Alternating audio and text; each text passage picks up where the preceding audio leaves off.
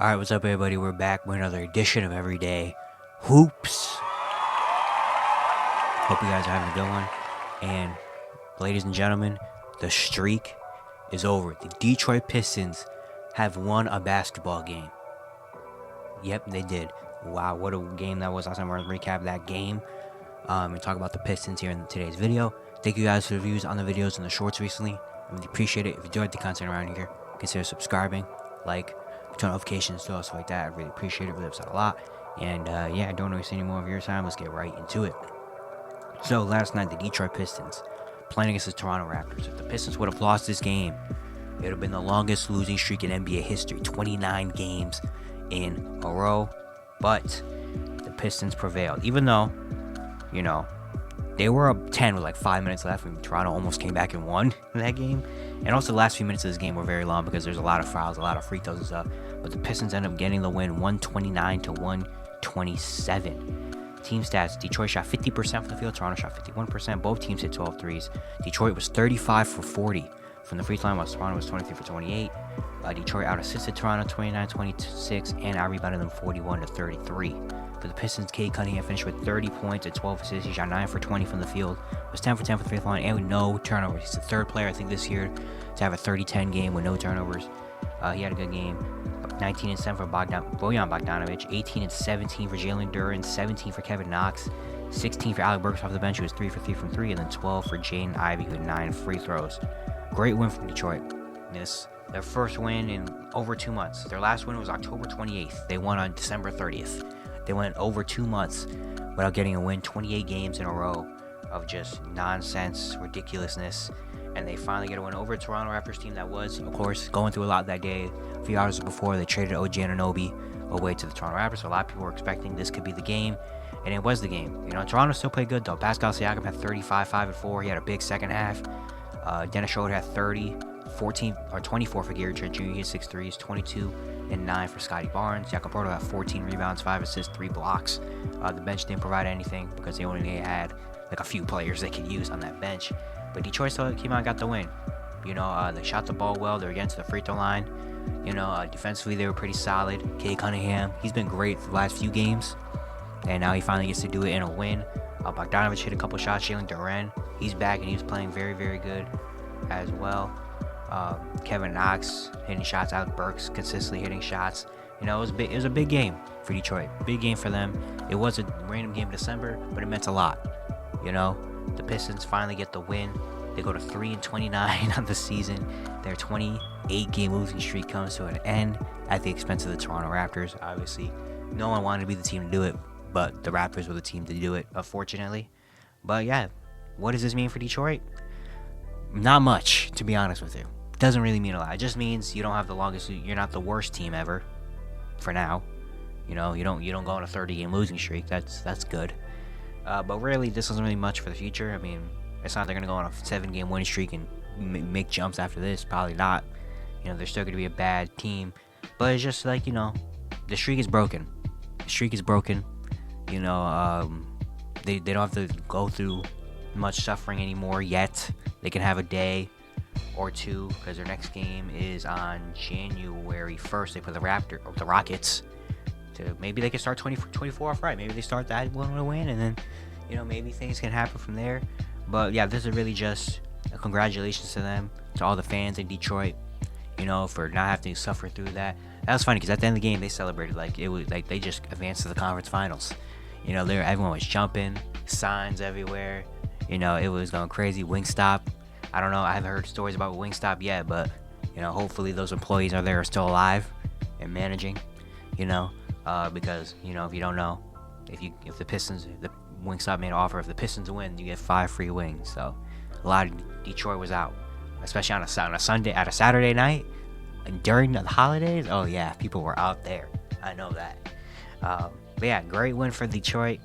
You know, Monty Williams said in the post-game interview that he almost had tears in his eyes. That's how much it meant to them. So yeah, I mean, but you could tell the streak was gonna come to an end soon. The last, like, I want to say 34-ish games, they were playing really hard. I mean, they got a couple games. I mean, against the Nets, both of those games, they were so close. They were really, really close. They just couldn't really get over the hump. Then, of course, that Boston game was one of the best games of the year. Going to overtime, taking the best team in the league to overtime, being up by 20 at halftime, just couldn't really hit shots at the end to win it.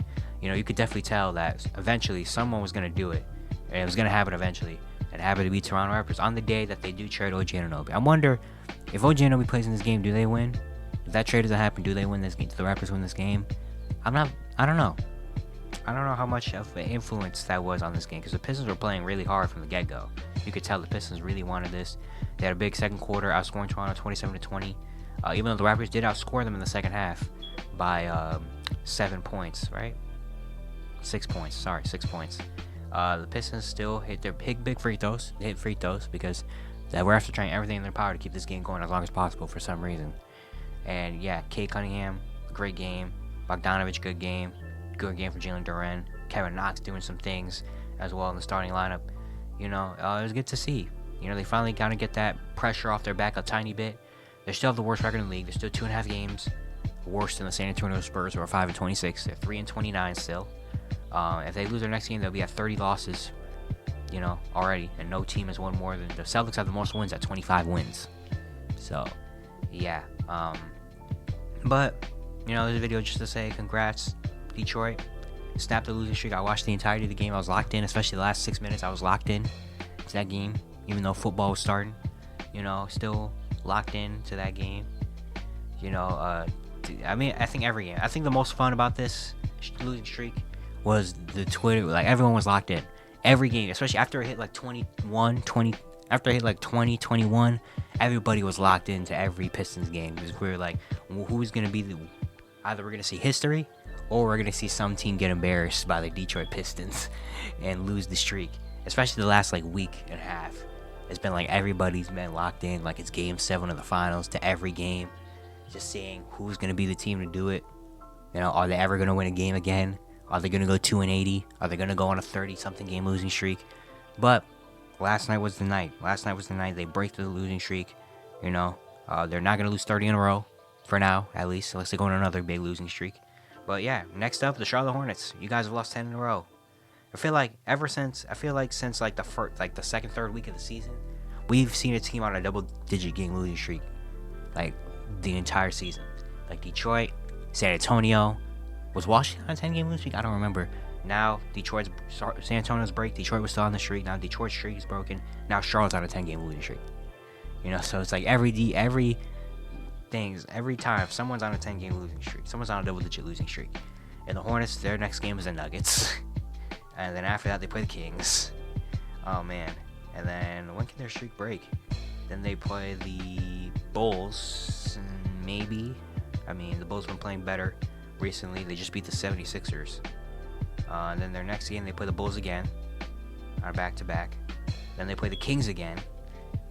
Then they play the Spurs. Okay, on ESPN. Ew.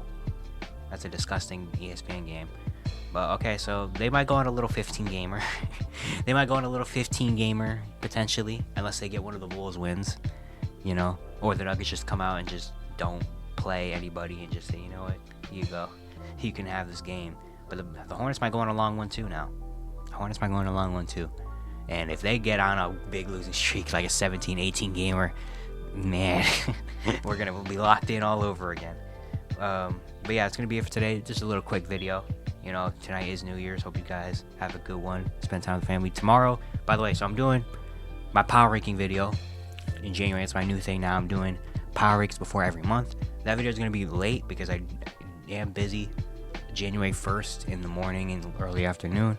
So that video is either going to come out on the 2nd, our usual time, or I might do it late night January 1st, but it is a Monday. So I don't know, maybe, I'm not sure. Most likely the video will probably come out January 2nd on the Tuesday. Tomorrow won't be a video, it'll just be like a short or two, potentially. Because yeah, scheduling stuff. But yeah, it's gonna be it for today. Hope you guys enjoyed. Once again, enjoyed the content. Consider subscribing, turn notifications, so stuff like that. I really appreciate it. We have started a lot. We're on the road to 500 subscribers. So if you do the content, can hit the subscribe button. I'd really appreciate it a whole lot. And yeah, going into 2024. Very, very excited for it. It's going to be a very successful year. I can feel it. Hoping for the year of success, not just for me, but for everyone, for all of you. Hopefully you guys have a great 2024. Start off right. you know, and get what you want. Be successful. You know, that's what we're doing. 24, you know, year of success. But yeah, I'll see you guys tomorrow. Oh, actually the next day, but still, I'll see you guys tomorrow.